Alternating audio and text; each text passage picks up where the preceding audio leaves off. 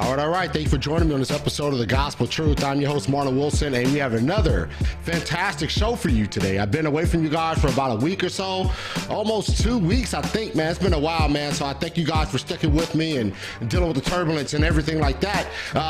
We have an exciting show for you today. I have Mr. Mike Jones, Inspiring Philosophy, and Joe Schmid of Majesty of Reason. And we are going to have a fantastic discussion today. We're going to be talking about the contingency argument and the existence of God. And so before I bring these guys in, I do want to encourage you to make sure you subscribe and hit that notification bell on the Gospel Truth so you can stay in the loop with all the Gospel Truth that's going on. There are a whole bunch of shows and debates, interviews that are coming up here in the future, and I want to make sure that you are going to be able to get those notifications. So the only way you can is by subscribing and hitting that notification bell.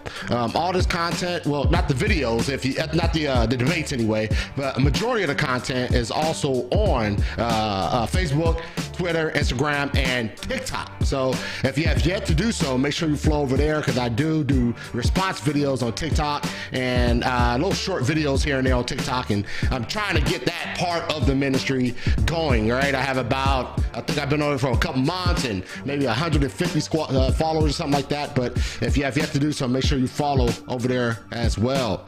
Also, all this content is on podcasts, iTunes, Google Play, Stitcher, Spotify, so make sure you are flowing over there and subscribing and following on the podcast so you don't miss out on anything over on the Gospel Truth. All right. That said, I'm gonna go over a couple shows here, then I'm gonna bring the guys in so we can get this show going. All right. So we got another debate coming up. The sanctuary in Leviticus 16. Is Satan the scapegoat of Leviticus 16? This is Miles Kettleson and Keith Bowman. It's going to be a debate concerning Seventh-day Adventist doctrine. So make sure that you're in tune to this one, because it's going to be a good one. After that is Open Theism Biblical. I have John Singleton and Chris Fisher. So make sure if you are interested in this debate, make sure you hit that subscribe and that notification bell so you don't miss out on this show. All right, after that, does the Christian God exist? I have David Powman and Mr. Leo. So make sure if you're interested in this debate, I think this will be a fun one. This should be a great debate. Make sure that you subscribe and hit that notification bell. And then lastly, I have Dr. James Anderson, who's going to be joining me in January. We're going to be discussing determinism and open theism. Should be a fun one, guys. So make sure you are engaged with what the Gospel Truth has going on. All right. All right. So that said, I'm going to bring the guys in. You know Mike Jones from Inspiring Philosophy. And if you don't know who Joe Schmid is, he has a YouTube channel called Majesty of Reason. Both of these guys are extremely sharp. I listen to both of these guys, and so I'm excited to see what these guys talk about, man. I don't know a whole bunch about the contingency argument. These guys are definitely going to educate me on that. And if you're like me, if you're out there, you need some education too. So I'm going to bring these guys in to get this show going, because I do not want to waste any more time. What's up, fellas? How y'all doing? I'm doing well. Awesome. Glad. How's that TikTok life, Mike? What's up, man? Let's not talk about that. It's horrible down there. Oh my God. It's like a wasteland. It's wasteland. Good stuff, man. It's all good, man. So thank you guys, man. I appreciate both of you guys for joining me, man. And before we jump into this, man, I'll allow you guys to introduce yourselves to the audience, man. Tell them what you do. Blogs, YouTube, whatever you do, tell them what you do, all right? All right, Mike, start with you, man. Go ahead and give a quick introduction to yourself, man. Yeah, I'm Michael Jones. I'm a Christian. I run Inspiring Philosophy, and I make a lot of apologetic videos defending the Christian worldview. Short and pithy. I like that. Good stuff, Mike. Appreciate it, man. All right, Mr. Joe, what you got going on, man? Yeah, so I'm Joe Schmid. I do both popular and scholarly level work in philosophy. On the popular level, I have my YouTube channel, Majesty of Reason, which you should all go immediately subscribe to and turn on the notification bell and become a patron. And then in addition to that, on the popular level, I also have my book, The Majesty of Reason, a short guide to critical thinking and philosophy. Let's see if I can point in the right direction. That way. No, I went the wrong way. Okay, there. It's right there. The Majesty of Reason. It's really cheap on Amazon. So yeah, you could check that out if you're interested in developing intellectual virtues and learning how to think critically in the context of philosophy. And then on the scholarly level, I write books and publish articles in philosophy journals on metaphysics, philosophy of religion, philosophy of time, Things of that sort. So, yeah, that's me. And I also like soccer or football. So, All right, cool. Well, ain't nothing like American football, Joe. Ain't nothing like American football, buddy. So I don't know, man. No, you're good though. Thank you guys once again for joining me, man. So we're gonna start this off. I would like you guys to sort of give your positions on the contingency argument and just sort of lay out the groundwork for it a little bit for the audience, and also then after that we're going to sort of let you guys dialogue about some of the things you may disagree with concerning the contingency argument. All right, and then we're gonna follow that with a little bit of Q&A from the audience, and that's about it, man. So I don't think we decided who wants to go first. I think Mike, do you mind going first, or how you want to do that? Yeah, I was hoping I could present just a basic contingency argument for the audience. Two arguments, I guess, for the second stage of the contingency argument, and then let Joe offer criticisms, tear it apart, because I'm very interested to hear what he has to say, and offer some criticisms on there. Okay. So if you guys are okay, I can proceed. You got it. All right, so the contingency argument is basically an argument that argues for God's existence from contingency. Well, what is contingent? Well, anything that could fail to exist. I am contingent, Joe is contingent, you're contingent, anything. The opposite of contingency is necessity, something that cannot fail to exist. So philosophers that use the contingency argument say, well, why are there contingent things? It must go back to a necessary substance. So the first stage of the contingency argument is arguing that contingent things would basically have an explanation of some sort that is a necessary foundation. As far as I think Joe and I are okay on that. I don't think we disagree. We're going to disagree with like a stage 2 version. I would argue that it goes back to a necessary being that we call God. And so what do I mean by necessary being? I tend to define it as a being that's an immaterial mind that created the universe that we inhabit, and it would have absolute perfection. So I'll start defining some of these things. So that's generally contingency argument. So step 1, contingent things exist basically, and they have an explanation in some sort of necessary substance. Step 2, that necessary substance, it would be a necessary mind. Conclusion, therefore God exists, that is this necessary mind. So I'll present 2 ways I sort of argue for that, to just give some groundwork, because I don't want to go too in-depth, and I'm not going to try to go too deep into the science I use for this, for the sake of clarity. But let's talk a little bit about why I would appeal to a necessary being. Well, building off scholars like Josh Rasmussen or Richard Swinburne, I would argue that a necessary being is the most likely explanation. Why? Well, because we want to sort of reduce the number of brute facts when it comes to explanations. And if we just appeal to just something that is not absolutely perfect, we start to create arbitrary limits. And we want to reduce the number of limits in brute facts as much as possible. So if I were to appeal to sort of like a quasi-perfect being, not a perfect being, but like a quasi-great being, we would have to ask a question about, okay, well, why does this foundation for the universe have a arbitrary limit? Why is it not all-powerful? What sets this sort of arbitrary limit? So Josh Rasmussen says basically like, well, we sort of add additional complexity there to explain this additional limit it has. And instead, it's just simpler, because simplicity is a very important part of this argument. We want a simple explanation, not just a coherent one that explains all of the data, but something that is simple. And if you start setting sort of like a quasi-great being or a quasi-great substance, we need to ask questions about why it has certain limits. And a simpler explanation to why there are contingent things would have no limits, because it would just simply be perfect. So I would argue that it is a perfect being. Now, by absolute perfection, let me sort of define that. I mean the core property of perfection entails all great-making properties. So this being would have all great-making properties. It would be conscious, because I would argue, and maybe we could talk about it later, it's actually more valuable to be a conscious being than a non-conscious substance. But it would also have omnipotence, unlimited power without limitations there, because again, setting arbitrary limits on this being's power would need to be explained and have additional explanation to explain why those limits are there. So it's a simpler explanation to entail one with unlimited power, as well as omniscience, so knowledge of all things, as well as necessity. one argument I know that Rasmussen, I believe he brings up is the difference between positing a necessary being as the foundation of reality versus a necessary substance.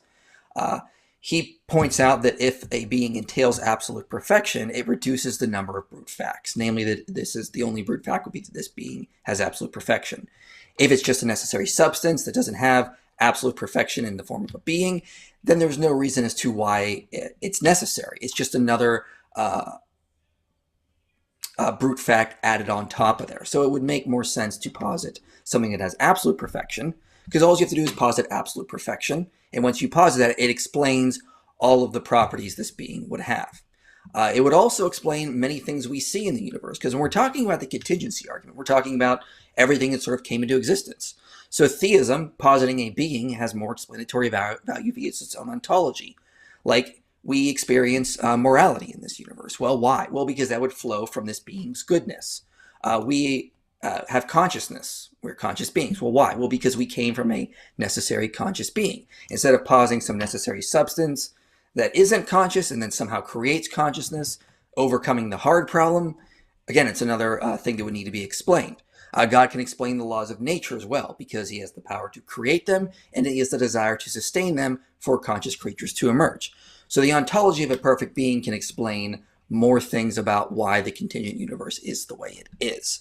So that would be the sort of the first approach to do. There's more I could say on there, but I don't want to go too much into there. But generally, it's the idea that if we're talking namely about the philosophical implications of the contingent universe and why there are contingent things, we need to eventually go back to a necessary foundation, and we want to make a simple argument. And the simplest argument is going to be just positing the least number of brute facts, namely there is an absolute perfect being, and that explains why he has the properties he does.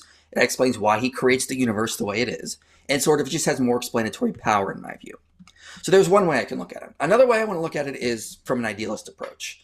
And if people have watched some of Joe's previous stuff, I'll be building off a little bit of the conversation he had on invoking theism, so reference for Joe there, because I'm also a theistic idealist, and what that means is I believe that all reality is essentially mind. I don't believe in two substances, mind and matter. I would say all is mind, and matter is just reduces to essentially information, which is contingent upon mind. So basically, let me give an example, explain this. So take a look at my phone here. So I could explain it as hard, front is shiny, it lights up. I could explain it in terms of colors, qualia, these types of things. And using David Hume's bundle theory, as modern idealists do, we'd argue physical objects reduce basically to properties. I can explain it, all of it in terms of its properties, but these are mental properties. I'm explaining it in terms of qualia, how it appears and whatnot, without any reference to a physical actual substance. So the idealist approach simply says that all of physical reality reduces to information. I'm not going to get into the physics because Joe said has not really studied that, but I will just simply say that that does seem to be where the physics is going as well. So philosophers like Minor Coleman have argued that physics and quantum field theory basically is reducing to information, and he is positing something called ontic structural realism, which essentially means we're describing physical reality not in terms of substance or particles down there, but just in terms of information. So physical reality seems to reduce to information on that. That's all I'll say on there. So my view is like, if an idealist approach is more likely, all of physical reality reduces to information, which is contingent upon mind, then we need to ask simple questions. So it seems as though is that consciousness does not come from matter. Matter seems to be information contingent upon conscious minds. And if that's the case, we need to ask the simple question is like, well, where do our minds come from? Because we're contingent. So it would be far more likely that if consciousness is more fundamental than matter, our conscious experience is what I mean, then there probably our own contingency would depend on a larger mind, so to speak. I'm just using larger in a colloquial sense there, but some sort of necessary conscious mind, from which all of reality emerges from. So here's generally what I'm trying to say here. So if you're going to take a physicalist or a materialistic approach, you can't really posit like this underlying particles anymore because of quantum field theory. Everything seems to reduce to information. So you got to posit an undetectable material, some sort of substance down there that gives rise to quantum field theory, that then gives rise to particles, that then gives rise to people, life, and conscious experience. There's a lot of things you got to explain in that field. Whereas on an idealistic approach, you start with what we know exists. We know we're conscious. We know consciousness exists. And we can explain it in terms of its own ontology, not appealing to a physical ontology. So we start with consciousness. It's fundamental, gives rise to the physical world. And then if all of reality is mind, well, it entails that there's some sort of, and there is a necessary foundation, it entails that that underlying foundation would also be a mind or conscious in some sort. And that is what we would call God. So generally, those are the two ways I would try to argue from it. There are other ways I could. I don't want to overload the audience. I want to try to keep this as simple as possible. But I really hope Joe can tear this apart. And I mean that because I really want to think about this. I hope he can give me some good objections to think about, to take away from this, things I can reflect on. So I will turn it over to him. We can have a conversation, whatever. If he wants to, expose me because he's written far more on this than me. I really want to hear it. I hope, because I really want to take away from this things to think about. So back to you. All right, Joe, you want to take some time to sort of explain your position on it, and we can go into discussion after that? Yeah, sure. So thank you, Michael, for that. I appreciate it. I'm also here to learn. I'm not here to defend a tribe or anything like that. I consistently find myself flaunting the views of every tribe that there is. I kind of like hanging out in that zone. But yeah, so I guess I'll first touch on my view of contingency arguments more generally, and then I will look at Michael's more specific case, which I think is really interesting and not ludicrous. I think it deserves a tremendous amount of reflection and critical scrutiny, and I think it's innovative. Okay, so my view on contingency arguments more generally is that it depends on the contingency argument. Contingency arguments are a family of arguments. It's like ontological arguments, or it's like teleological arguments. It's really a family of different arguments. You have modal contingency arguments, you have non-modal contingency arguments, you have ones that focus on causation, ones that focus on explanation, ones that rule out infinite regresses of certain sorts, ones that don't. So it all just kind of depends on which contingency argument we're talking about. That said, if we're just talking about a kind of plain vanilla contingency argument, like there are contingent things, if there are contingent things, then there's probably an explanation of them, and if there's probably an explanation of them, then there's probably something like a necessary concrete being, necessary concrete foundation of reality. Let's say I'm sympathetic with that.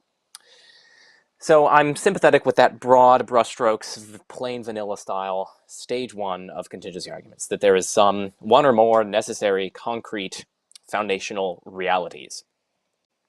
Stage two then, as Michael rightly pointed out, then tries to infer that this concrete necessary foundation is God, or at least has certain godlike features.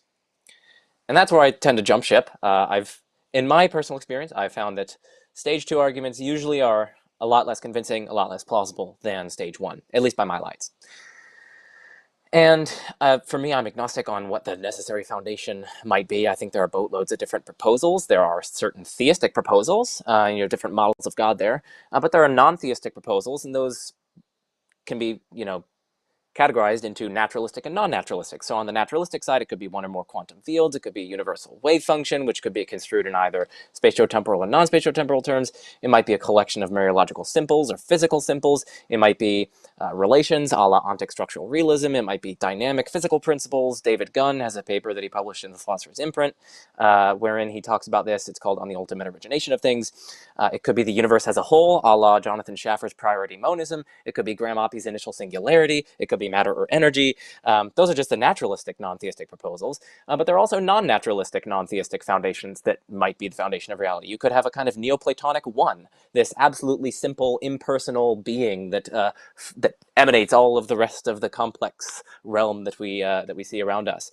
It could be a kind of atheistic Thomism, as I call it. Not Thomism in the sense of, there's this absolutely simple divine being, but no, it is an absolutely simple being, but it's just not divine. It's just this impersonal being which is subsistent existence itself. It's a purely actual being. Its essence is numerically identical with its existence, from which flows everything else, all the things in which essence and existence are distinct.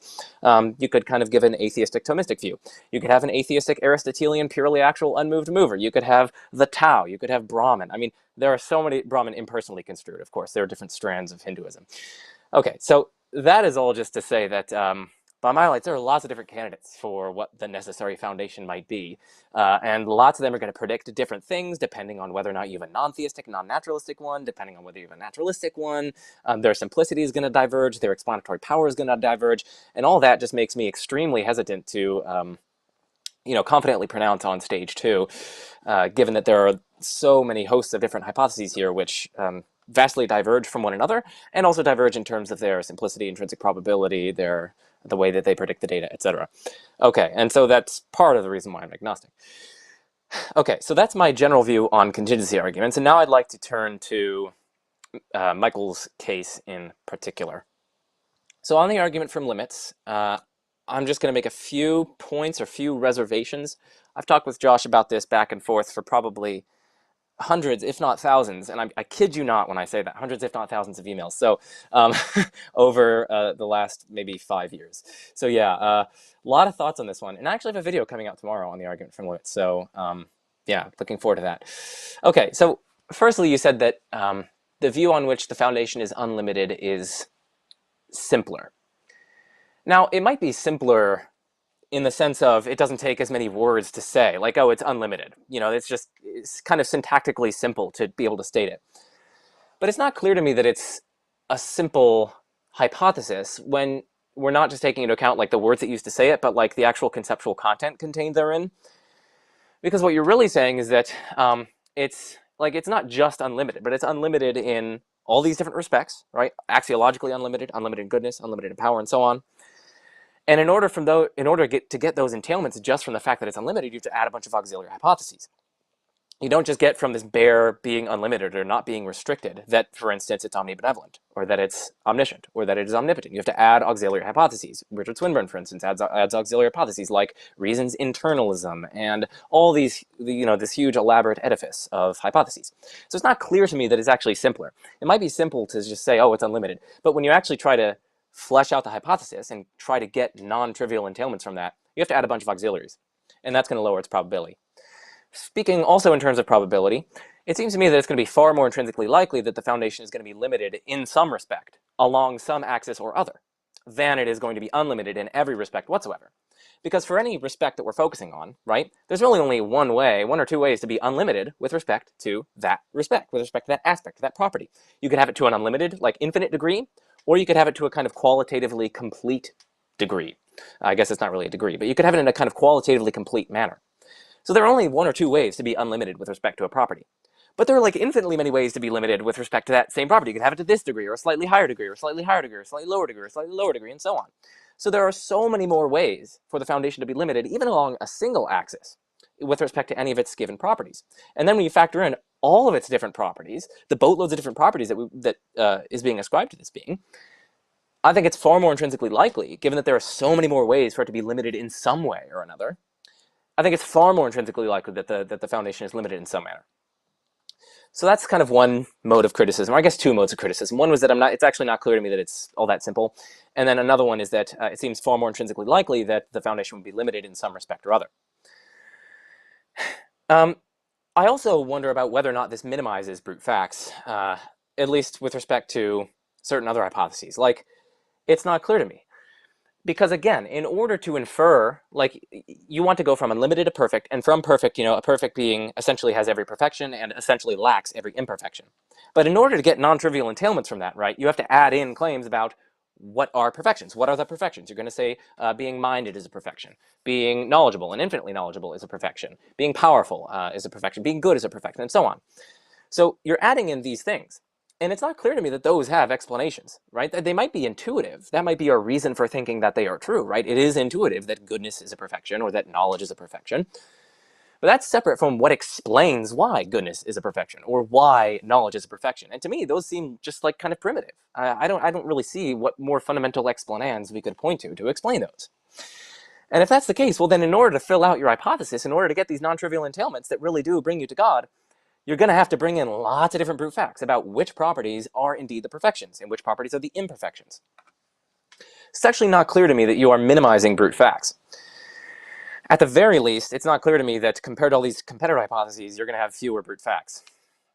The next thing that I want to say is that not having limits does not entail being perfect. So being unlimited does not entail being perfect. Because there are actually three ways, I think, to be unlimited with respect to a certain property. I gave two earlier. You could have the property and have it to an infinite degree.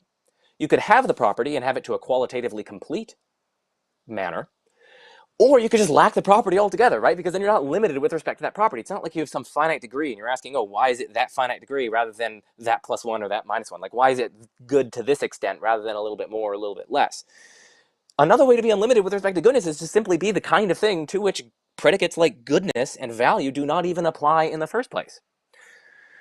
So a manner in which the foundation could be unlimited, maybe it has no axiological properties whatsoever. It doesn't have any goodness. It doesn't have any of these things that contribute to greatness.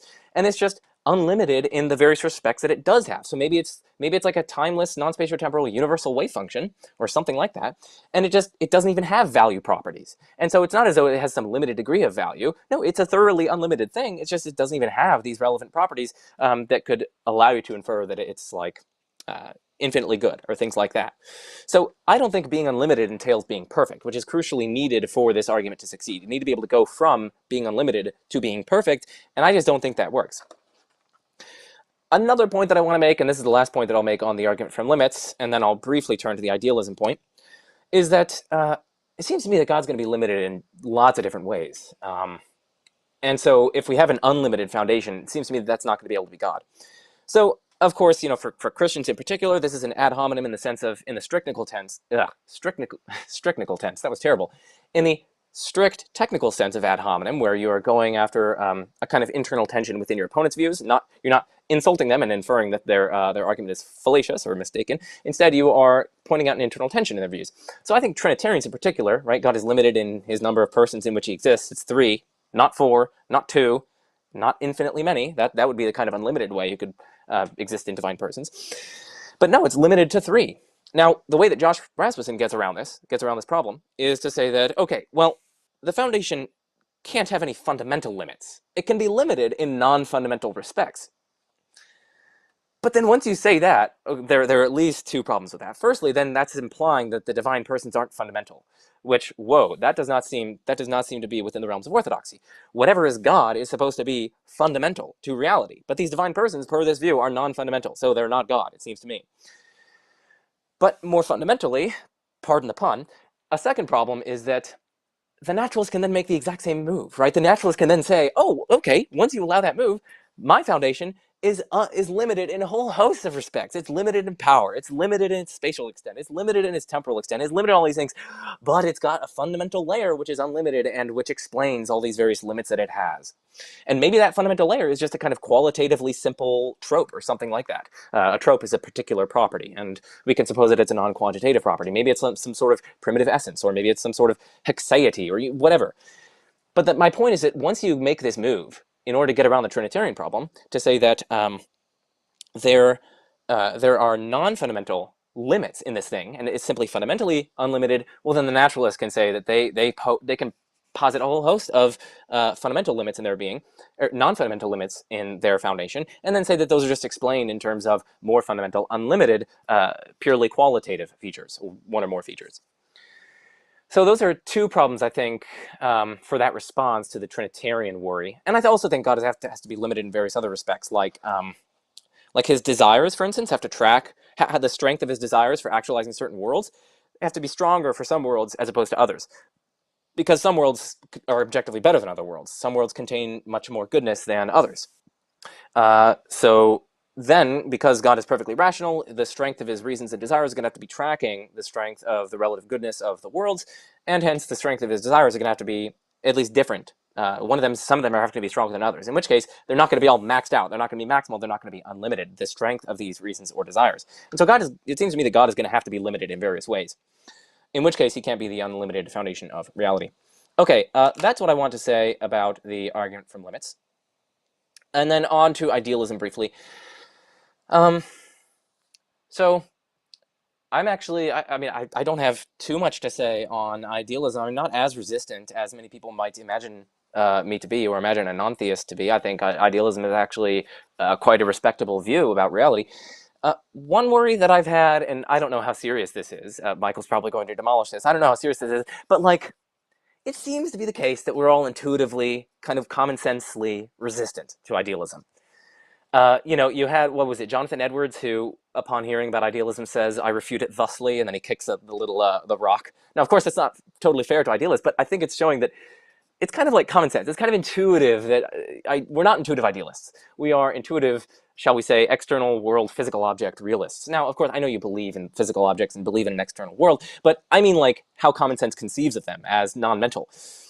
So if that's the case, if we are indeed, as it seems to me in all my undergrad philosophy classes and talking with everyone that I have about idealism, who isn't antecedently an idealist, it seems as though we're all kind of intuitively resistant to idealism, and we have this kind of intuitive, commonsensical view on which idealism is false. But if that's the case, well then, I don't know, that seems to be very surprising that God would create us with these plausibility structures, these intuitive, commonsensical structures, which are like radically misguided about the fundamental nature of reality and about God's nature. Like, that just seems really implausible. Like, imagine if God created us so that we were like really resistant to being theists. Like, that would be really surprising on theism. Now, of course, this isn't as radical as that, but it's kind of close. I mean, this is something about the fundamental nature of God himself, how he relates to creation, and how creation is fundamentally. Like, yeah, anyway, it just seems surprising that God would... I mean, I'm not saying it's deceptive, but it seems surprising that he would create us so that we are so intuitively resistant to the way that reality really is and to the way that God himself is. So that's one worry that I have. And again, I don't know how serious that is. That this could be totally blown out of the water. Yeah. And then I guess one more thing is that I do worry about the bundle theory underlying this. If bundle theory is true, I wonder if I've persisted throughout this conversation because my various properties have changed. I'm a little bit older now. I am... there's a little bit less saliva in my mouth. So I've changed various properties. And so the bundles are different, right? They're not numerically the same bundle. And if that's the case, well then, and if substances things just are bundles of properties, then it seems as though I, as a substantial whole, as a thing, have not persisted through this conversation. That seems to me absurd. Surely you're still talking, or you're still listening to the same Joe that was there at the beginning when I started this. I also worry about indiscernible objects. So, I mean, I don't really have any proof of this, but it seems to me to be possible that there could be indiscernible objects, that is, objects that share all the same like qualities or all the same features or properties as one another.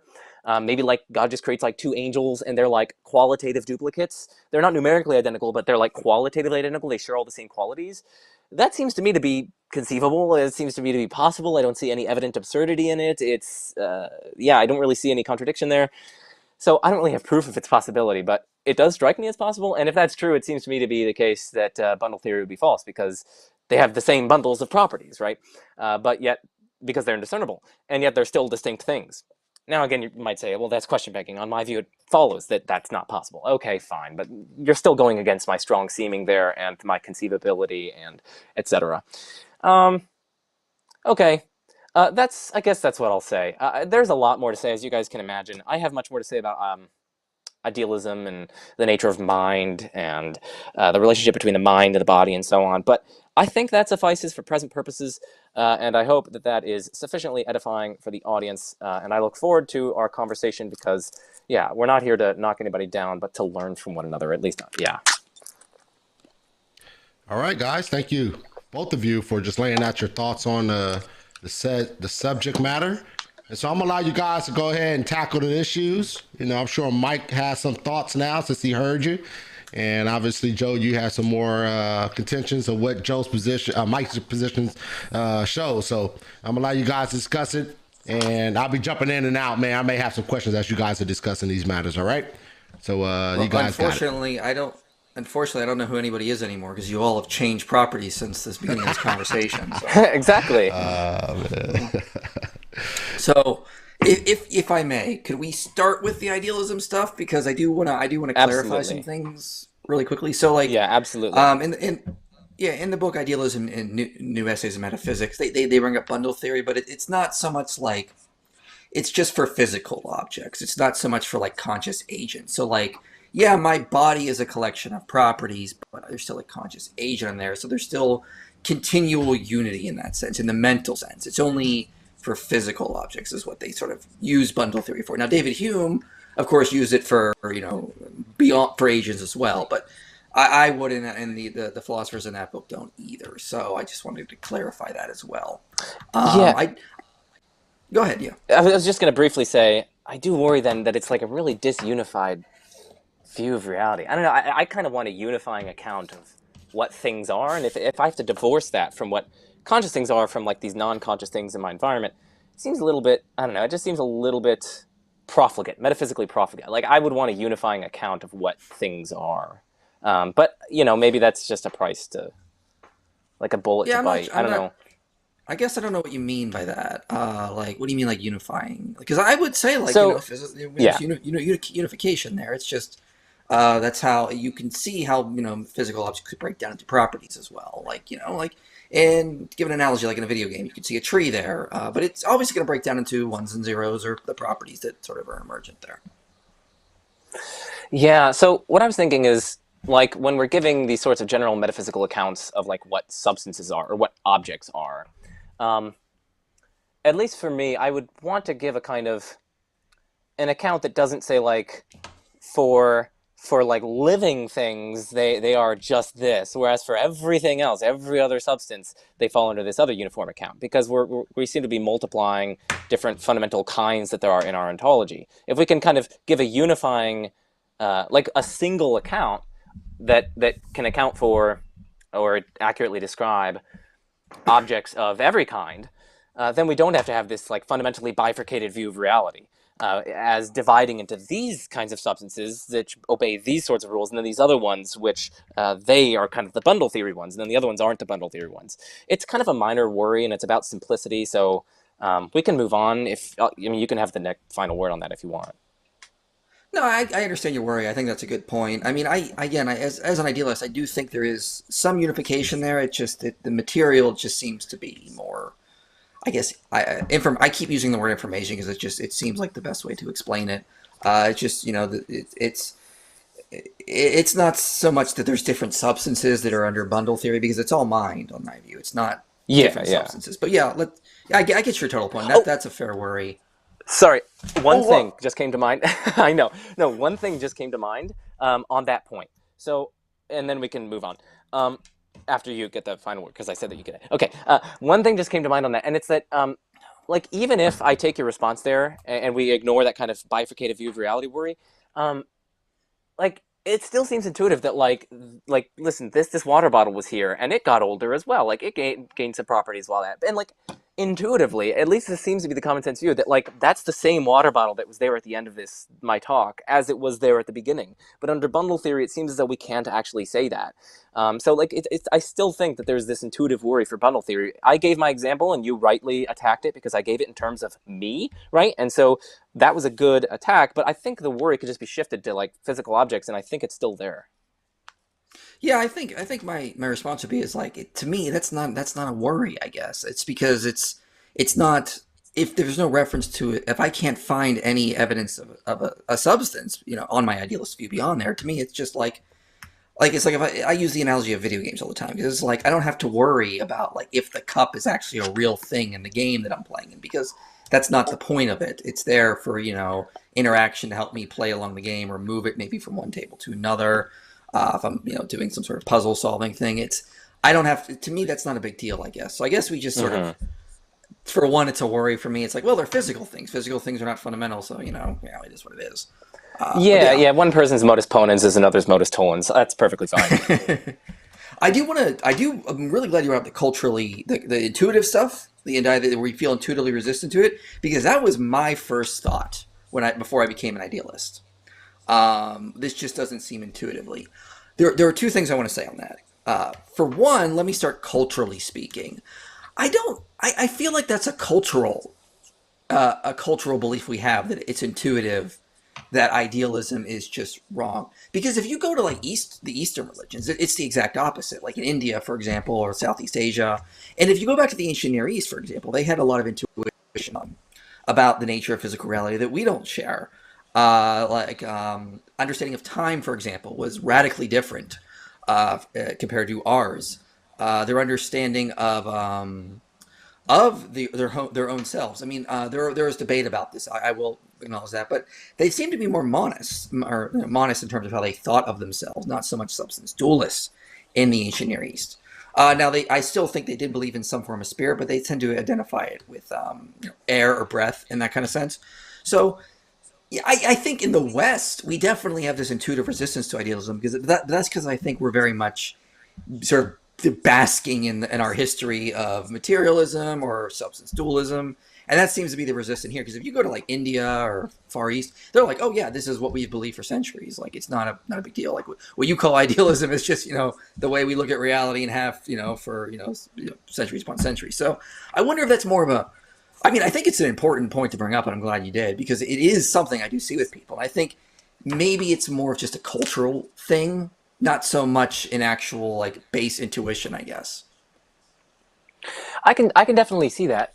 Now, part of this does indeed rest on like socio-historical, cultural facts of which I am unaware. So that's part of the, in order to arbitrate on this sort of debate, I would want to kind of like research those questions further. So I'll just kind of bracket that point and grant that there are indeed like certain cultures that are far less intuitively resistant to a kind of idealist metaphysics. That's just a gap in my knowledge. Yeah, what to make of that? So, I mean, do you think, and again, this is just a question, like I'm not sure I know the answer to this, but do you think it's still kind of surprising on theism that God would indeed allow like huge swaths of important cultures to be like fundamentally misguided in their intuitions about God himself and the nature of reality, presumably through no fault of their own? That just seems a little bit surprising on theism, that like he'd allow us to be so commonsensically and intuitively resistant to the fundamental nature of him and his relation to the world and the nature of the world. Do you see any worry about that? I mean, I don't see that as a worry in terms of the contingency argument. I would see it more as like maybe connected to like divine hiddenness argument, or maybe an argument maybe from the problem of evil, like related to that. And there'd be ways I would address that, namely through like freedom, the ability to grow as a mature self, and experience reality in certain ways, so that God can create unique stories. So that, I mean, I feel like that would be more of a worry in that area. Not really when it comes to this, I guess you could say, if that makes sense. Yeah. I mean, I could see that. What I'm just trying to do is just tease out the predictive power of your view and see if it has certain, explanatory deficiencies. So regardless of where it falls, categorically speaking. I mean, I guess a way I could say it is like, I mean, like I'll just say it, I am definitely open and think it's possible there is life on like numerous planets across the universe. Of course, I can't prove that. Of course, I have no evidence for it. I just tend to lean that way. And I guess it comes from my understanding of how I believe life and evolution arises. So I'm more, for the audience sake, I'm a structuralist. I think life is inevitable, and it's inevitable in the laws of nature. So life is going to appear on multiple planets. That's generally how I argue for that. So I think like, I say all that to bring this back around. Basically, if God is going to create a universe, and is he going, how much control is he going to put on every single planet out there to sort of control, to make sure people have like the right beliefs about these little things that may or may not affect salvation in terms of like a Christian understanding? Because I'm talking about my worldview here, because that's not essential to salvation or getting to know him. Because, I don't think you don't have to be an idealist to be saved or anything like that. So I just think, it's not that important for the whole, thing. I think it just would maybe introduce too much control on God's part. Yeah, that's fine. And I think we probably could explore that for another day. I mean, that's probably a whole separate topic on its own, like, because it gets into, as you point out, like hiddenness. And I wish I could talk to you for like 3 hours, but unfortunately, we both have lives. Yes, exactly. But unfortunately, we have lives. So, like, I guess here's a question I have for you. If you could be convinced idealism was true, and I know you're not, but if you could, do you think that would lead to just the necessary foundation being theistic or personal in some way? Or do you still see like a way that it could not be? Yeah, so I think that would be really good evidence for it being a theistic foundation, but I definitely think that there are ways in the epistemic space for it not to be theistic. So, like, there could be this sort of, we could make these sort of subtle distinctions between conscious properties and then a conscious mind which harbors those conscious properties. So maybe there's, like, some sort of fundamentally fundamental conscious properties which are ubiquitous, but maybe there's no fundamental mind which harbors them. Maybe you're just asking about whether or not there's a fundamental mind. Even if there is, maybe it's just a kind of, it doesn't have further properties like free will or goodness or anything like that. Maybe it's more so just like, just this more kind of impersonally conceived consciousness that's out there, along the lines of how some might view Brahman, in fact. Now, again, I recognize that there are personalist strands of Hinduism, and then there are impersonalist strands. And I'm talking about the impersonalist strands, people.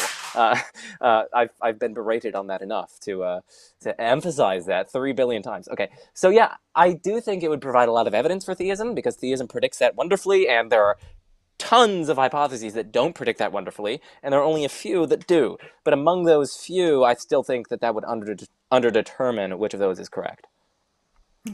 Well, I win because idealism is true. No, I'm kidding. But yeah, I was interesting what you said there. I do. That's kind of been my whole thing. Like, because I have people that will message me and go like, can you be like an atheist and idealist? And I'm like, there definitely are. To me, logically, it just doesn't seem to follow. I think, if idealism is true, it does sort of lead to the necessary foundation being some sort of being. I mean, it could be Brahman, like you said, but I still think, that still seems like a theistic account for me. And I think just in terms of like simplicity, if consciousness is fundamental, we would expect the foundation to be conscious. But we can move on, because that's really not what I wanted to pick your brain about. I'm more interested in a lot of this stuff on limits and brute facts of the nature. But I mean, I don't know. I mean, maybe someday we have a talk on idealism itself, because I'm just I know that's not your area. That's really what interests me, and I love arguing for that. But I just think there's just a lot there. But we could definitely move on. And I mean, I can just briefly say that I think people don't give idealism enough credit. To be honest, I like monistic views of reality because they have that kind of simplicity. And while I don't like bundle theory, you could probably try to get up, you could probably try to get up an idealist view which doesn't have bundle theory. So I just wanted to say, you can. that, idealism doesn't get enough credit from enough people. So I'll just say that as positive words for it. Well, the good news is we're growing. I'm happy about that. If anyone wants to know more, there's a great book called Idealism: New Essays in Metaphysics. I love the book.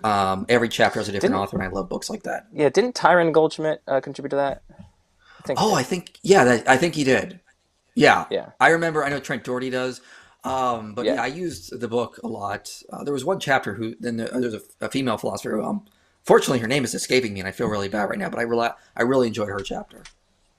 Nice. Yeah, I feel bad. I need to look that up because I want to give her credit. New Essays in Metaphysics. But while I'm looking that up, I do want to talk more about the limit thing, because I think you brought up some interesting points for sure. Before we get to the bare facts of it, though, could I pick your brain on the whole Trinitarian issue? Because I have just been thinking about this a little bit, and I wanted to pick your brain on that. Yeah, absolutely. Cool. It's Susan Schneider is who I'm thinking of, who nice. wrote the 17th chapter of the book. Yeah, a really good chapter. So the whole Trinitarianism thing I think is interesting. Hey, Mike, before you go to the Trinitarian thing, it looked like your screen froze up. Can you still hear me? Yeah, we can still hear you. Still hear me? Yep. Okay. I have no idea what's going on in the screen thing. Let me try to figure that out while I talk here. It still says the FaceTime thing, and I have this. Yeah, no worries. You can go ahead and continue. It's. Am I back? All right, there we go. Yeah, you're back now. Okay. All right. Well, wonders of technology. Okay, so the whole Trinitarian thing is a limit thing. I think is a good approach. I would probably try to build off Swinburne a little bit here, and I was thinking about this the other day and about the whole limit thing. First of all, I think when we're talking about the being unlimited, I think we're talking about him in terms of properties, not so much and I don't think the persons are properties of God, but I think maybe you can make a case. So Swinburne, for example, talks about it's having three persons is the essential amount you need to have a community of love. Two is just love between two persons, but having three sort of creates a community, and that creates a perfect understanding of love. I was thinking about that in terms of Swinburne, but maybe thinking more about of experience in a way. So like oftentimes we don't have full knowledge about ourselves uh, from our own perspective. Sometimes we need an outside perspective to sort of join in and sort of give us more insight about who we are as a person, and having two persons helps that. However, sometimes couples who are really know each other quite well sometimes need to seek even a third person. They'll go to couples counseling and get therapy. So really, two people also need that third perspective outside to truly fully understand themselves. So maybe one could argue, and I have never spoken about this to anybody, so I don't even know if this is heretical, so I'll just say that, or if I'm wrong, or if I'm making some sort of error here. But maybe the Trinity is sort of like a necessary aspect and can be explained by the fact that maybe it's the perfect way for God to fully understand himself in terms of experience and knowledge. It being able to experience himself from different persons, and three is the max that is needed to fully understand and be a complete, perfect being. What are your thoughts on that? Do you think that sounds interesting? Do you think I'm making some errors there? Because I've not really spoken about that with anybody. So here goes. Yeah, I mean, I think it's very interesting, and I think it's innovative. I mean, there are, I think, a few ways to go. So briefly at the beginning, you said, like the unlimited thing applies to properties, and the persons are properties. But we could just talk about the property of like being Trinitarian, or existing in three persons. Like that sort of property is indeed going to be a kind of limited property in the sense of it's not four, it's not five, etc. So, and then as to your positive proposal itself. So I guess I have one thing to say about the proposal itself, and then two things to say about how it relates to the argument from limits. So the first thing to say about the proposal itself is that like that kind of outside perspective needed in order to have a kind of full understanding. I can see that in the case of finite persons who aren't omniscient, but like precisely because we're not omni-understanding, we don't have perfection. But we're not talking about finite persons who need some kind of help from that kind of other perspective that needs to help them to grow in understanding or something. They are already omniscient, essentially, by nature, etc. So I don't really see how that could work with an omniscient, infinite personal being. I could definitely see how it works with us. Like, yeah, I might, in some sense, maybe not need is not the word, but a couple brings out things in one another, brings out depths and layers of understanding, which is not present in one. And the same thing would be true if they go to like a counselor or a third person or something. But yeah, that just applies to finite things because of our limitations and so on. That doesn't seem to me to apply to an infinite being. So I guess I'll turn it over to you for that. And then I have two more things to say about how this relates to the argument from limits, but I will pause those so we can camp out on the point that I just made.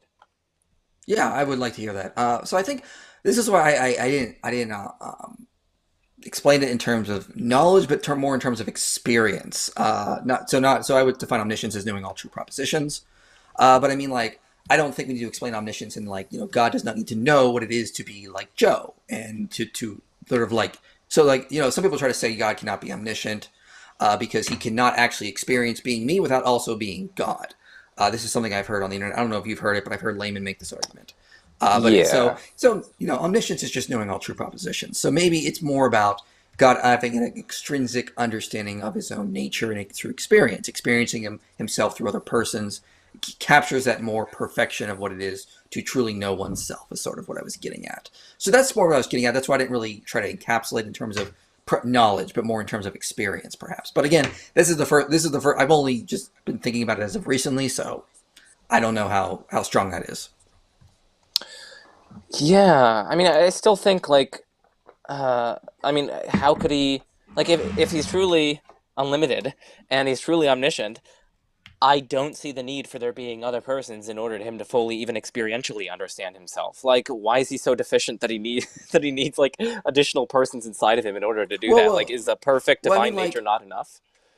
Well, let me just interrupt you. Sorry, but like, I mean, like, it's not so much that he makes the persons to do that. It's a manifestation of who he essentially is, because we would not say the persons are like he makes other persons to experience himself. It's yeah. That's just a manifestation of like Swinburne tries to say the Trinity is a manifestation of perfect love. So like maybe this is just a manifestation of what it means to truly know oneself in that sense, and you have to be multiple persons, I guess. That's what I was trying to get at. Yeah, I'm still not seeing why you have to be multiple persons then. But like, if you're truly like, what is so deficient about perfection that there like needs to be multiple persons in order for it to be fully self-understanding? Like, is like perfection not sufficient in itself? Is being omniscient not sufficient in and of itself for fully knowing yourself, even in an experiential manner? That seems to me to be implausible. But I mean, maybe people have diverging intuitions there. I mean, I guess another point is like, well, if he needs if in some sense, in order to be fully experientially understanding himself, there need to be a multiplicity of persons, well, he'll understand himself even more if there are four. He'll understand himself even more if there are five, and more if there are six, and so on. So then soon enough, we've got a multiplication of persons ad nauseum. And so, I mean, ultimately, we're just going to say, okay, well, maybe there's some finite number and so on. And then we're getting into these arbitrary limits that you were trying to avoid in the first place. Like, oh, maybe love for some reason just has to end in 3, or maybe, perfect understanding just has to end in 3. Again, we're getting into these kinds of like adding these auxiliary hypotheses, these brute facts, these adding arbitrary limits and so on. So, yeah. Yeah, I mean, I think it's just maybe just a manifestation of what is perfection. It's not like he needs to make the persons, like the father doesn't need to make the son to get this. It's just a manifestation of who he is. And I think you bring up the whole 3, why not 4, why not 5? It's a good question. I think maybe taking a Swinburne approach is just like this is all that is necessary to capture, who he is, I guess. So doing 4 would just be an unnecessary addition, I guess, perhaps, I guess that's the way I would take. But I mean, we're probably just going to be tomato on that. Yeah, I mean, why wouldn't 3 then be an unnecessary addition? I mean, you could have 2 people understanding themselves experientially. But anyway, okay, let's just move on to the next 2 points that I wanted to make regarding how this relates to the argument from limits, right? So the first I really thing like how you talk with your hands. It's amazing. It's yes, very exactly. Soon enough, I'll bring up my feet, and then it'll be four things. Okay. Yeah, so I guess that like the kind of 2 worries that I spelled out in my quote-unquote opening statement would be applying here. So one of them is like, okay, well, like once you say that, okay, yeah, God is limited in this way, that there are more fundamental facts that explain why he has these non-fundamental limits. So, you're appealing to perfect understanding, experiential understanding, but like, so you're appealing to more fundamental facts about this thing to explain its non-fundamental limits. But it's like, once you do that, we still have the worries about, like, we still have brute facts here, we still have auxiliary hypotheses added, we've lowered its simplicity, we've increased complexity, but also, like, the naturalists can then do the same thing, right? So we don't get to, just because we have an unlimited foundation, we don't get to a perfect foundation, because it could have boatloads of limits, but those are just explained in terms of more fundamental non-limits or unlimited aspects of it. Perhaps they're just purely qualitative. So like it could be limited in power, limited in knowledge. Maybe it doesn't even have any knowledge, so it's not really limited in that respect, etc. But, those limits are just more fundamentally explained by more fundamental features of it. So it's like there's a kind of parity there. It's like if the theists can do that, then the naturalists can help themselves do it as well. And then I guess the second point was just that once you say that there's this more fundamental explanation that explains the multiplicity of persons, I do wonder still about there being God. Like, they seem to then be non-fundamental, the divine persons, because there's this more fundamental feature of God, which is explaining why they're there, why there are the 3 of them. It's like either God's love or maybe God's perfect understanding. And so then they seem to be non-fundamental, but surely anything that's divine, surely anything that is God would have to be fundamental. So I guess those are some worries that I have.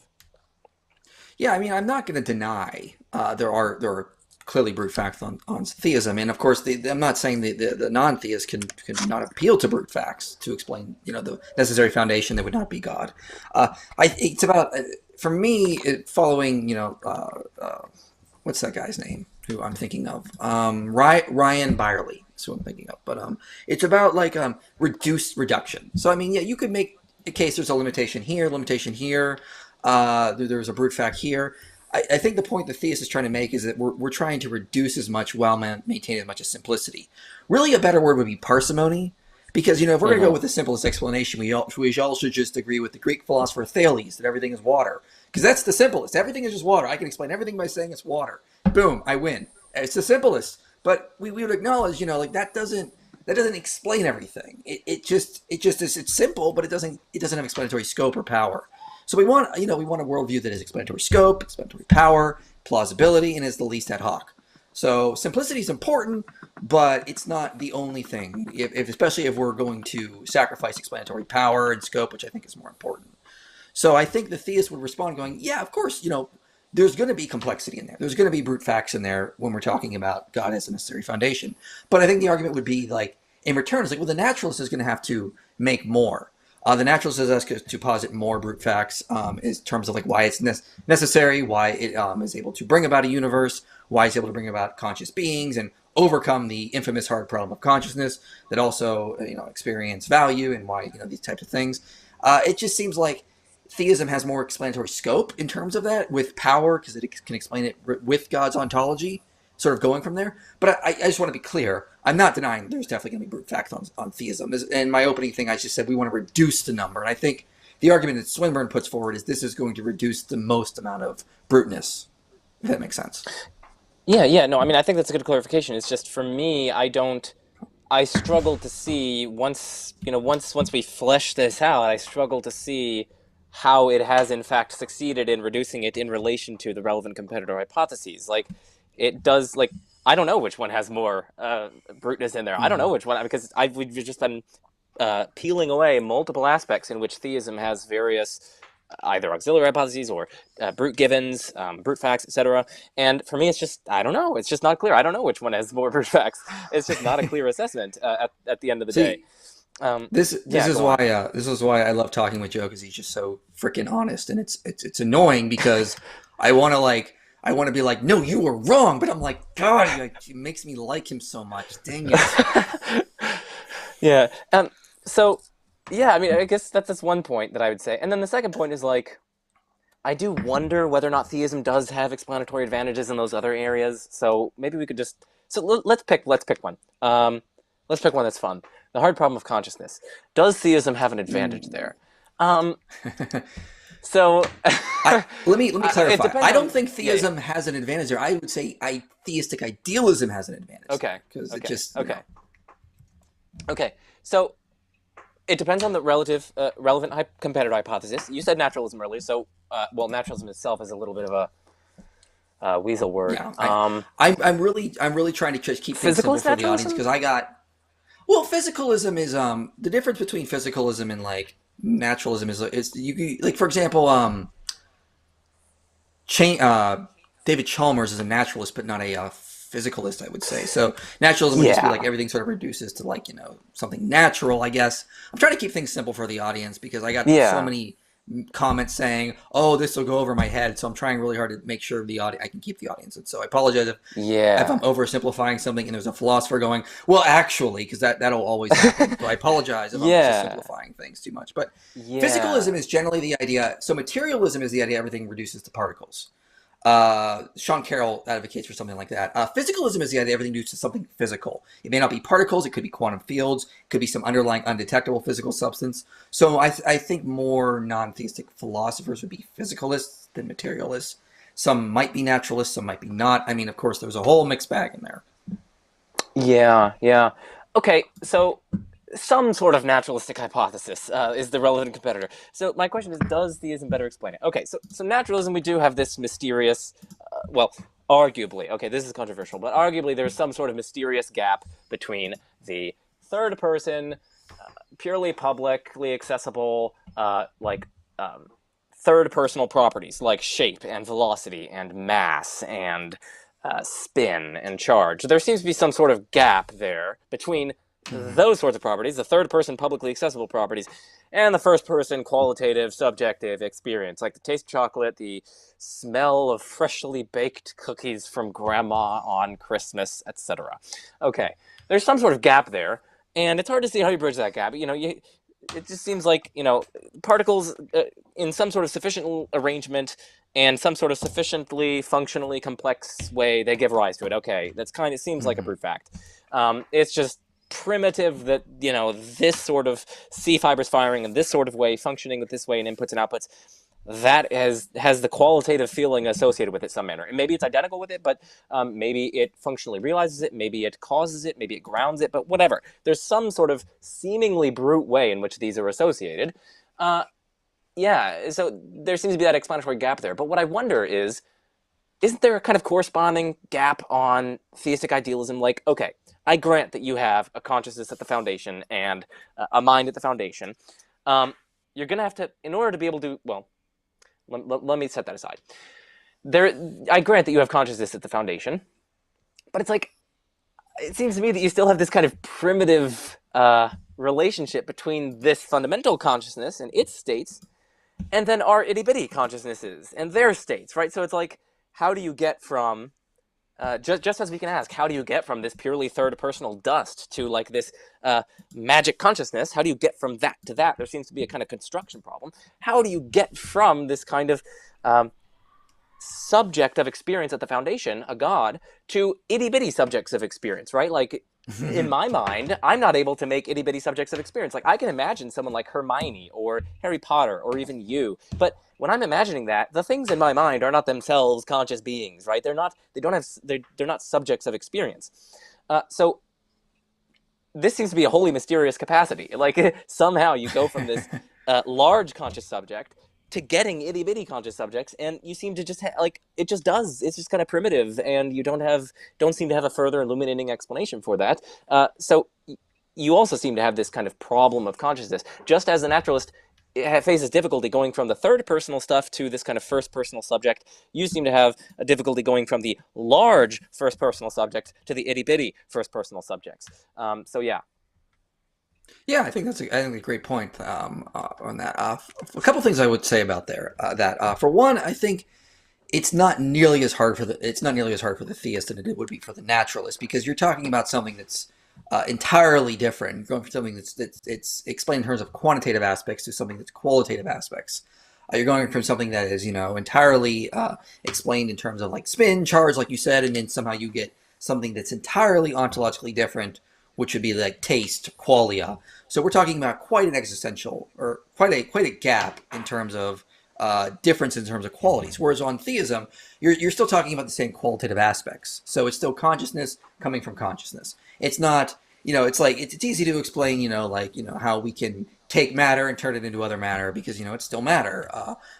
With consciousness, it's still consciousness coming from consciousness in that sense. So it's still going to be consciousness being explained in terms of its own ontology, not in terms of some entirely different ontology, which would be a physical ontology. So it seems like there is quite that big gap there. It's the same issue, I'd say, with a substance dualist in some ways, and that they got to explain how a mind is able to create an entirely different substance apart from itself that is also somehow contingent upon the mind of God, but also not, because it's also a qualitatively different substance. It's one of the reasons I sort of abandoned substance dualism, was these philosophical conundrums with the interaction problem and different issues around that. So that'd be the first thing I'd say. Another thing I could say about it is appealing to the philosopher Bernardo Kastrup, who sort of talks about this a little bit. And he sort of talks about it like maybe it's this concept of like a healthy version of dissociative identity disorder. So, you can think of like someone who has this is also called multiple personality disorder. You have one conscious agent that switches between different alters.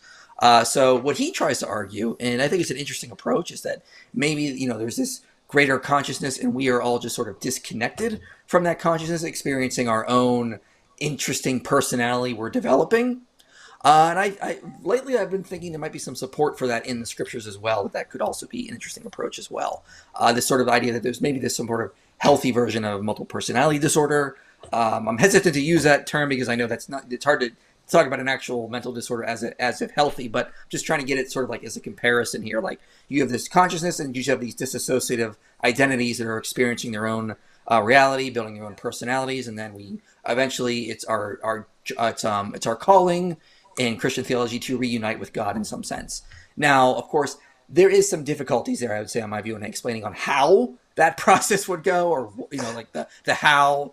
But I mean, I think in terms of ontology, it's just a simpler explanation because we're not appealing to entirely different ontologies. Yeah, I mean, okay, so I like the way you said it. Like, okay, actually. So, I mean, I can sort of see I want to say firstly that I can sort of see what you're going for there. So, like, I can kind of see that it's not super implausible, but for me, like, I could still point to this. You have an entirely ontologically different thing. You've got this supernatural, ginormous in the sense of, metaphorical, but you've got this supernatural, unlimited mind, which is so vastly different from ours. I mean, our ways are not God's ways. And that is somehow trying to explain these limited, contingent, finite, non-supernatural minds. These are entirely ontologically different. Like, if I'm putting myself in the mind of the physicalist, they're probably going to say, like, I don't know what the mind of God is like, and why would that be anything like our itty-bitty consciousnesses? So, I mean, you seem to have also an entirely different ontological category giving rise to these itty-bitty consciousnesses. Now, of course, they're both still conscious, but it's like, are they conscious in different ways, in different modes, in different manners? I'm not sure. Does the fact that one of them is unlimited and super-duper powerful, does that change anything? I don't know. So it's like, I don't know, like, where's the explanatory, like, it's difficult to see because both of these cases involve huge ontological rifts between the relevant explanandum and the relevant explanans. In the one case, yes, there's a big rift, it seems, between third personal properties and first personal properties, whereas, at least an explanatory rift. And then, on the other hand, there still seems to be like a big rift between a supernatural, like, ginormous, unlimited mind, which is God's mind, whose God's ways are not our ways, and then our minds, which are limited and contingent and not beyond, not supernatural, etc.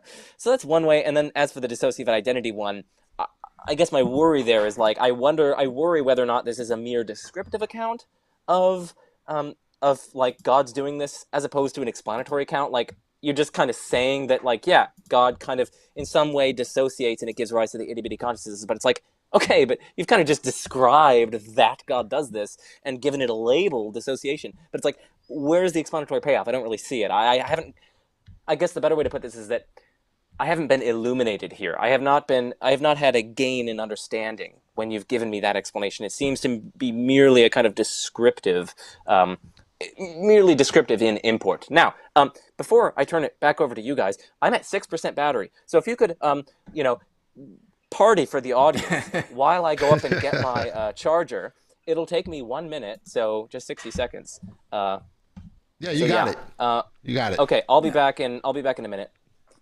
All right, I'll do some announcements here. Real quick, Marlon. Should we go to? When do you want to go to questions? We're going to go to questions now. We only have 2 questions. So that should be plenty of time, I guess, for the last 15 minutes of the show to get those 2 questions in. And it looked like those 2 questions are from the same person. So, yeah, if you guys didn't get I said it, I believe at the beginning of the show that we was going to answer some questions. So if you guys want to get a question or 2 in now, we'll be jumping to that portion of the show. Once Joe gets back, I was just trying to wait for a stopping point here, and I think Joe's battery on his cell phone said stop. So we're going to jump into the a little bit of Q&A here. So if you guys have a question, you guys feel free to pop those questions in. But in the meantime, we do have some questions here, and you'll see it pop up at the bottom of the screen here. This is come from Reverend RV. Thank you for the question. Our existence is contingent on molecular bonding. If a contingency can be validated, it's true, our existence is contingent upon it. If the existence of God can be validated, are we contingent on him? Oh, interesting. Well, I mean, okay. Yeah, go ahead. You can take it. I'll go after you. So, insofar, well, I'm not going to say that. So if the existence of God can be validated, so I take that as saying that if God's existence has been shown, or if God exists, does it follow from that we're thereby contingent on him? That's a really good question. Whether or not on theism you could have beings that are independent of God. So you have like Platonists, theistic Platonists. Some people think that there are these abstract objects that exist independently of God, and they're not in some sense dependent on him. And so they think that's compatible with God's existence. Now, it's an interesting question. Is it compatible for there to be like concrete beings like you and me and tables and chairs that are independent of God's existence? Like, is that at least compatible with there being a God? It's a good question. If I were a theist, I would say no. I would say that God, because he's perfect, has every perfection essentially. And it seems to me intuitively to be a perfection, to be that on which everything else depends if there are other things. That seems to me to be a perfection. You just seem to be greater if everything else has to receive its existence from you in order for that thing to exist.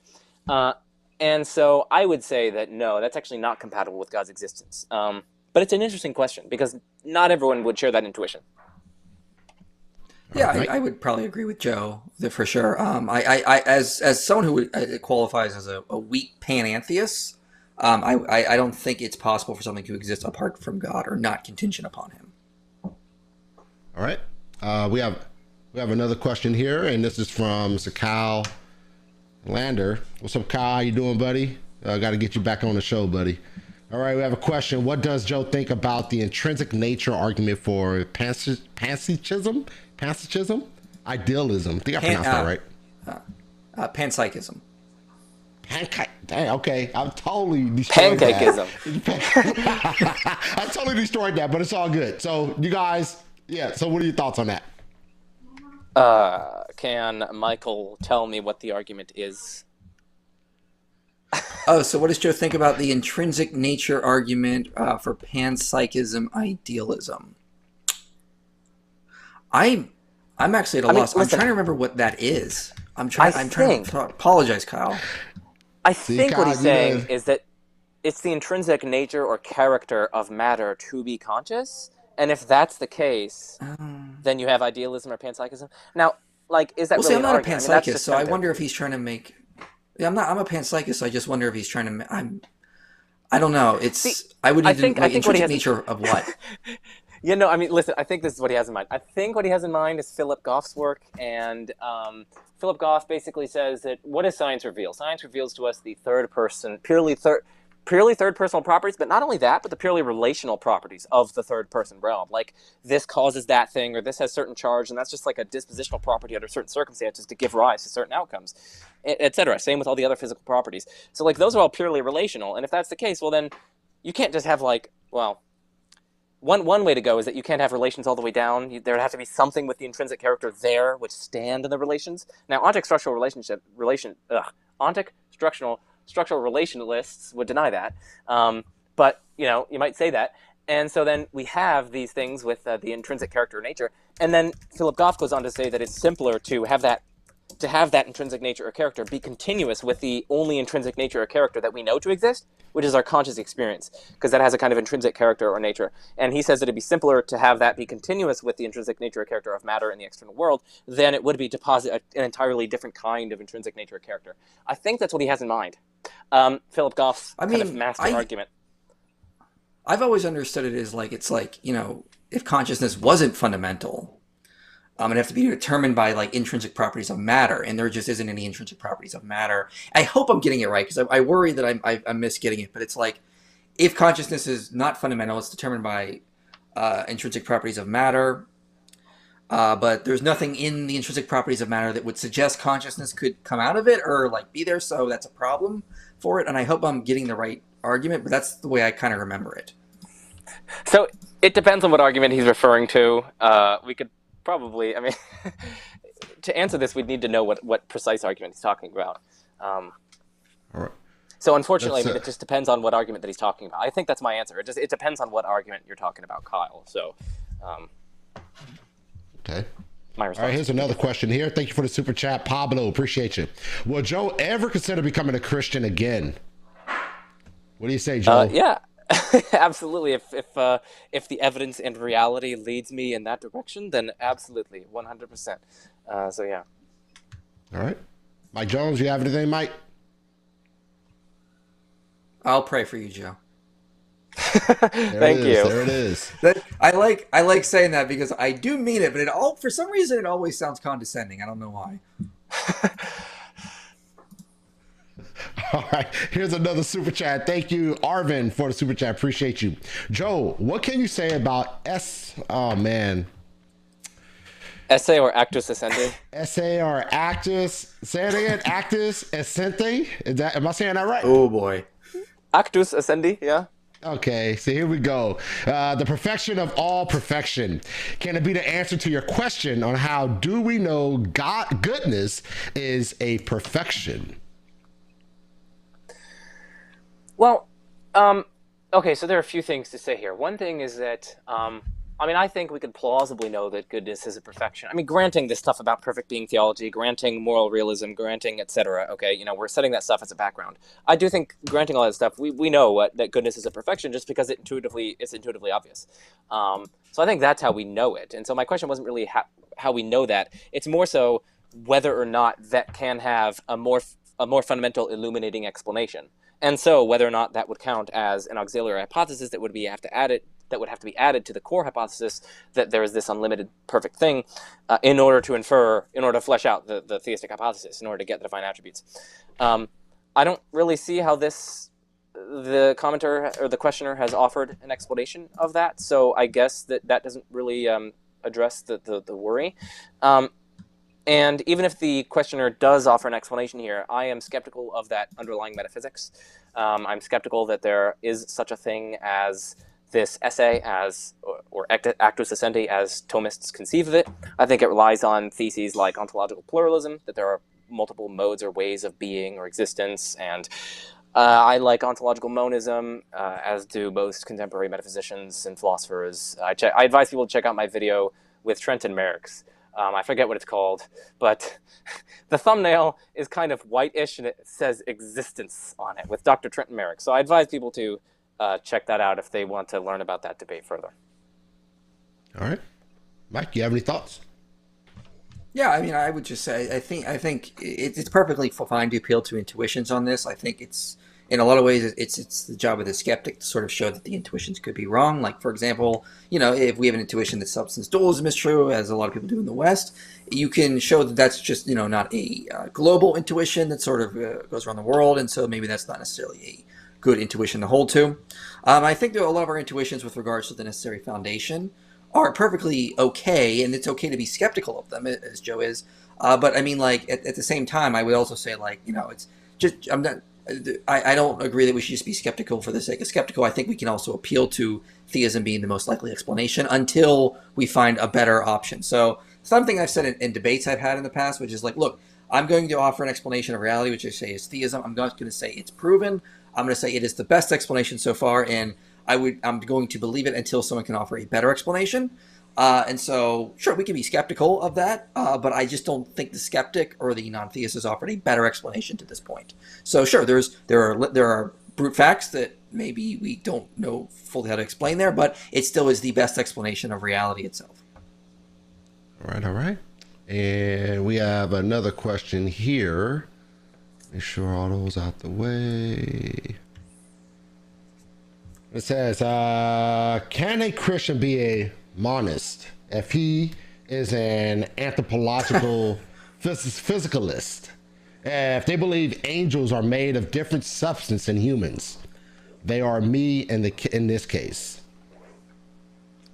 Yeah, so I was just at a conference with Chris Date, and he is a Christian physicalist, and he is a young Earth creationist. So he's like the only one in the world who is a young Earth creationist and a physicalist, which I found fascinating. I was, wow, this is new. This is interesting. There are a couple apparently, so that's interesting. I did not know they existed. But I think it is possible to be a Christian and be a physicalist. I think the guy that asked this is also one as well. I remember talking with him about this. I think obviously, you're not saved if you are an idealist, a dualist, or a physicalist. That doesn't save you. That's not what salvation is about. So obviously you can, but you could obviously be a Christian. I just think it's inconsistent with some of the things we find in the New Testament, and you have to use ad hoc reasoning to explain things like who appeared to Jesus at the Transfiguration, who came up out of the grave when Saul in 1 Samuel talked to the necromancer to call up the spirit of Samuel from the grave. Well, what's coming up? Well, it would be his spirit. It would not be a body rising out of a grave. That would be kind of weird. So I think you can be. I just think it leads to a lot of ad hoc reasoning in terms of explaining away certain passages in the Bible, like Transfiguration, about Jesus saying that Abraham, Isaac, and Jacob were still alive when God spoke to Moses. Well, not alive, but still in existence somehow, because God said, I am the God of Abraham, Isaac, and Jacob. He did not say I was the God, and that they're somehow out of existence. So Jesus tells us they were still existing at some point there in some way, Abraham, Isaac, and Jacob were still existing, and we're still the Lord of the Old Testament was still their God. And so he suggests they're still in some sense alive. But just not in a physical sense, I guess you could say. So I think you just get a little ad hoc explaining away certain passages. But yeah, I do think it's possible. All right. Any thoughts, Joe? I think it's in principle possible. You're going to have to get in some really exotic metaphysics to make sense of the resurrection of the dead and the resurrection of the body and so on. You have to have something like gappy existence, so something can exist and then go out of existence, then come back into existence. You have to get away, you have to avoid the cannibal problem, etc. So there are worries, but you can do backflips and get around them. So yeah. All right. We have a couple more questions. I know you guys want to jet out, so a couple more questions, then we'll shut this thing down here. And this question, well, that's not really a question. He's asking me a question here. And says, what contingency argument would you prefer, Kalam or Lebanese? What's that? How you pronounce that? How you pronounce that last name? Huh? Leibniz. Which one you prefer? Leibniz. Yeah, Leibniz. Leibniz, look, yeah. You can go on. You can go first. I don't care. I prefer Leibnizian contingency argument for sure. I'm not a huge fan of the Kalam because I don't like arguing from causality. I prefer Leibniz.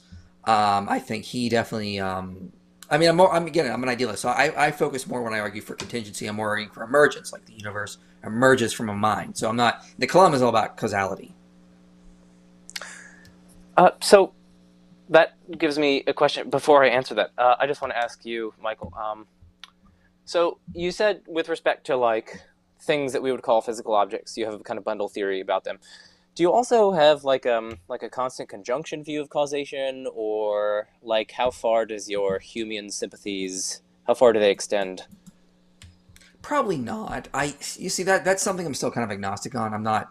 I've not studied a lot of causality. To be honest, it's just not something that I've really piqued my interest. So I have gone back and forth on different views on that, and I'm not sure where I am on there. That makes sense. Okay. So as for the question, so, we can kind of categorize our arguments how we like, but like in general, as philosophers categorize it, the Kalam would count as a cosmological argument, but it would not count as a contingency argument. So the Kalam is a cosmological argument in the sense of it focuses on some general feature of reality, like maybe the universe's beginning, and then it tries to argue for some kind of explanation or cause or ground of that, and then it tries to identify that with God. So that's what a cosmological argument is. But a contingency argument would specifically focus on the fact that there is contingency and not the fact that the universe began or something like that. And then it would try to, in some manner, go from contingency by means of some explanatory principle to a necessary concrete thing. So that's generally how philosophers carve up the conceptual terrain.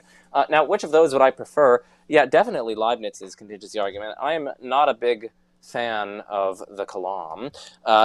To those who are interested, I do highly recommend checking out the playlist on my channel. It is my Kalam cosmological argument playlist. I have maybe 35 different videos in there, videos that explain what the Kalam is, the different kinds of Kalams that you can run.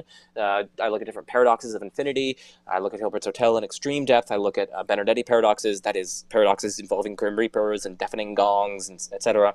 And I have on different scholars to talk about them, like Wes Morrison, Alex Malpass, Graham Oppie, etc. And I give lecture videos of my own. So for those who are curious about why I'm not a fan of the Kalam, they can check out that playlist. All right.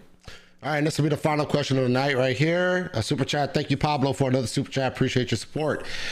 IP, what's coming up on your channel? Praise God. What you got, Mike? Nothing. No, I'm kidding. I got plenty of stuff coming up. So I'm going to finish I've been doing a lot of stuff on Old Testament. I'm going to finish a series on the documentary hypothesis. I'm not going to finish it. I'm doing 7 videos on the documentary hypothesis of the of the Pentateuch and the problems with it, why a lot of scholars are now rejecting it, and why we probably can't divide the Pentateuch up into these 4 different sources. So I'll do the first 7 videos, and then over the next year I'll do some more on that, because there's some other topics I want to get with regards to that.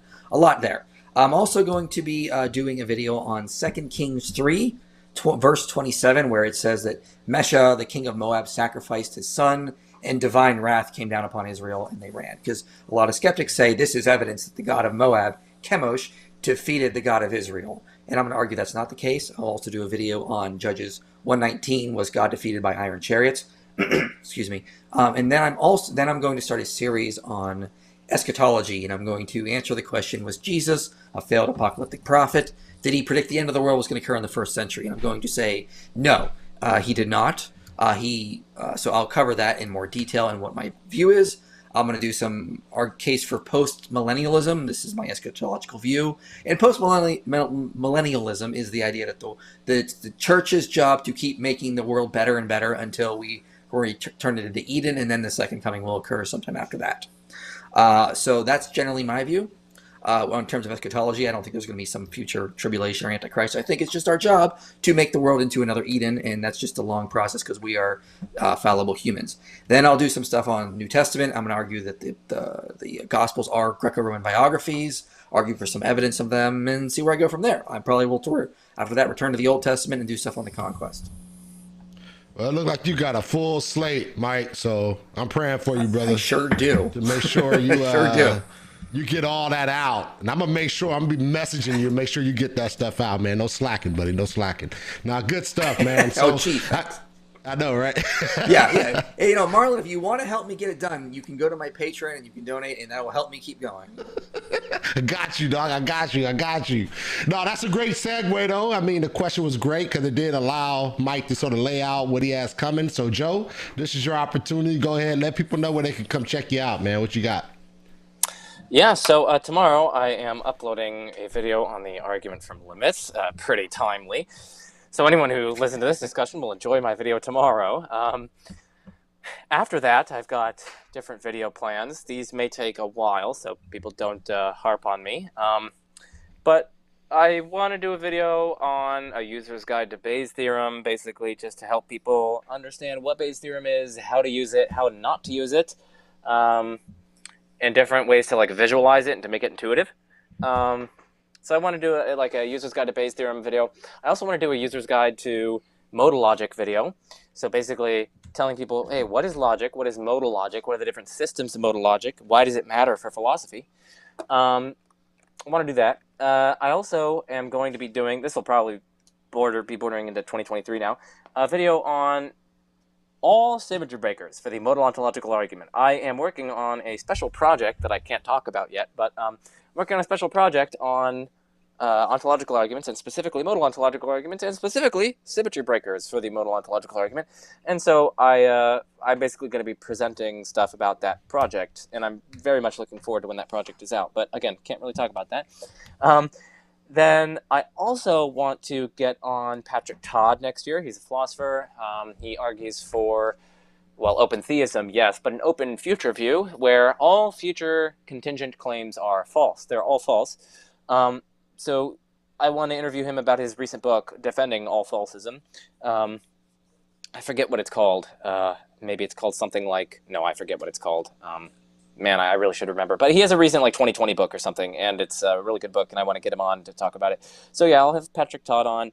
I also want to have early next year, Graham Oppie and Eric Steinhardt to talk about religious naturalism. So whether or not there are viable religious practices that naturalists can participate in. Eric Steinhardt advocates for a kind of religious naturalistic paganism. So it'd be really interesting to have Graham Oppie does not, so it'd be interesting to have them go back and forth about that. And then another thing that I'll be doing in the new year is I'll be doing a giveaway of my new book, which is coming out with Springer. It is a monolithic research monograph. It's 378 pages. It is co-authored with Daniel J. Linford, and it is called Existential Inertia and Classical Theistic Proofs. It is in philosophy of religion, it's in metaphysics, it's in philosophy of time. It's very fun. So yeah, people stay tuned. I'm gonna be busy too. Both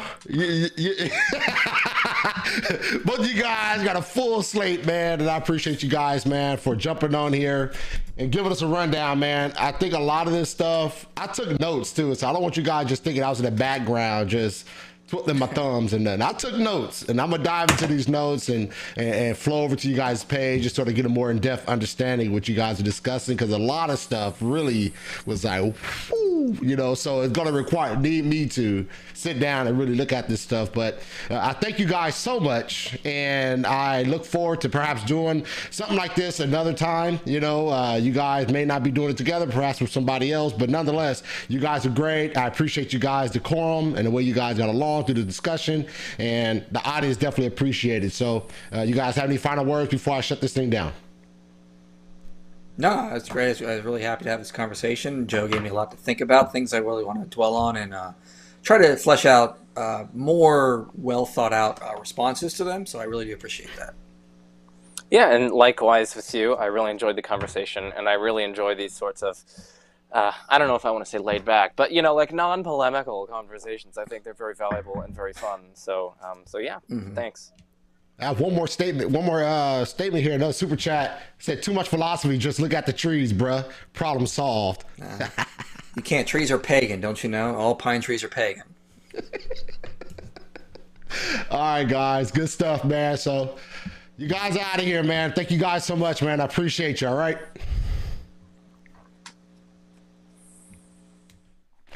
All right, guys, another one in the books. I appreciate these guys for coming on. I pray that everyone out there got a lot out of this, right? As you notice, well, with me, you know, I don't really say much through debates and things like that. So I'm kind of in the background, moderating, so forth. But I really, my purposeful intent was to really stay out of this, because if you follow this channel, chances are a lot of you guys are theological geeks, right? You guys are theology geeks. You know, if you're like me, I'm a theology geek. So if you talk about the Trinity, I'm all ears. You know, you talk about the incarnation of Christ, I'm all ears. You know, you talking about the resurrection of Christ, I'm all ears. You know, these are things that I love. I love theology. And this particular argument were more on the philosophical side. You know, there's nothing wrong with making sure that you have a proper gathering of all the information. These arguments are very helpful, you know, in your discussions. You know, when you're discussing things such as a contingency argument, you know, you have to break out a certain area of thought in order to contend with contend against the contingency argument. You know, so these are things that are important. So I purposely took a step back, and I wanted the guys to really engage so that you guys out there would have a better understanding, and you guys would be able to get a better flow of it. If you never heard a contingency argument, I hope that you now have a fundamental basis, at the very least, of what the contingency argument is. So you can go on your own travels, your own track, to dive deeper into this understanding. You know, and once again, I know I got some of you guys are super silly, man. I got some comments in here saying that some of the stuff went on your head. You need a dictionary. Like, this one had me cracking up, man. I need a dictionary to follow this debate, man. Y'all saw me in there. I'm having trouble pronouncing words and struggling with different phrases. I'm like, man, you know, some of the stuff is difficult if you're not used to diving into it a lot. So I really appreciate these guys for coming on and taking time to really lay it out for us. And though Mike and Joe disagree, obviously on the second stage, they disagree, but nonetheless, it's a great conversation, and we should all be open to these type of conversations because it's very helpful. And if you're a believer in Christ, you should definitely be open to these conversations. Some of these conversations, though, you may say, well, this is all philosophical, or this is all theology. Some of these conversations lead right to the gospel. So it's important for you to really engage in these conversations and not be one of those guys that sit off to the sideline and say, well, I'll just, you know, give me Jesus and that's it. Nah, give you Jesus and everything else as well. So that's, you know, just be open to these type of discussions. All right. Now, that's it. I'm going to get out of here because I have some stuff I have to do. I have to put my kids to bed and all that good stuff. I'm over on the West Coast. So therefore, I have to get out of here. But I appreciate Mike and Joe for coming on and just taking time out in their schedules to give us a rundown. And I pray that this discussion has been a blessing for you.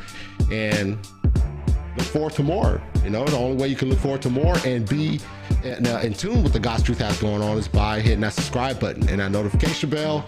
Make sure you do that. If this discussion was a blessing for you, make sure you hit that notification bell and that subscribe button so you will not miss out on any shows coming up here in the future. We have a whole bunch of shows. All right. Nonetheless, that's it. I'm out of here. May God bless you and may God keep you.